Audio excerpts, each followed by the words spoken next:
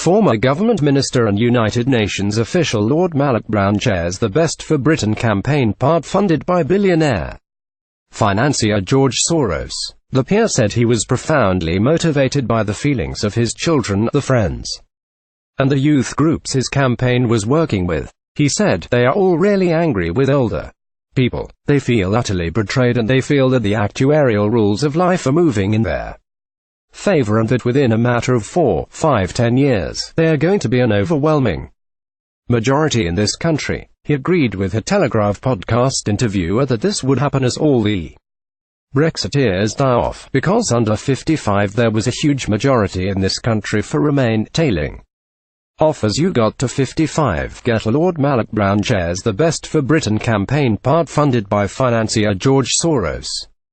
They are all really angry with older people. Lord MallochBrown, his campaign wants MPs to vote against the terms of Theresa May's potential Brexit deal with Brussels. Lord MallochBrown said he would like Parliament given the option of backing staying in the EU if the deal would clearly make Britain worse off.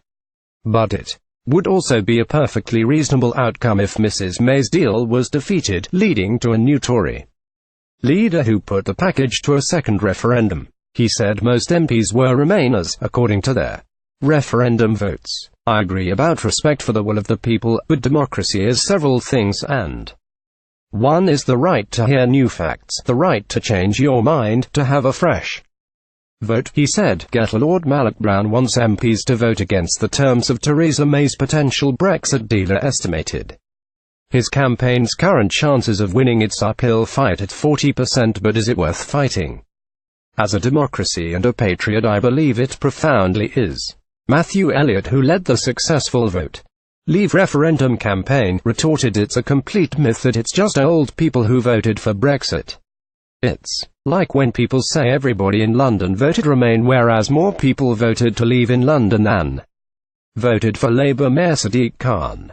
Mr. Elliott added that if the Leavers who now support Remain exist, where are they in this debate? He also thought Lord MallochBrown was being wildly optimistic to suggest that the Remain camp's chances were as high as 40%. Friday, December 8, 2017. Here is the 15-page Brexit deal in full. Meanwhile, it emerged that anti-Brexit activists plan to launch a concerted new wave of action within weeks to try to change Brexiteers' minds and preserve the closest possible links with the EU. Best for Britain is considering a summer rock festival in London, as well as planning a mobile phone app and billboard campaigns to press MPs to vote against the government's Brexit deal, or at least to keep Britain in the EU customs union. It is drawing inspiration from Jeremy Corbyn's backers in the hard-left group Momentum, which used social media effectively in last year's general election to motivate and direct Labour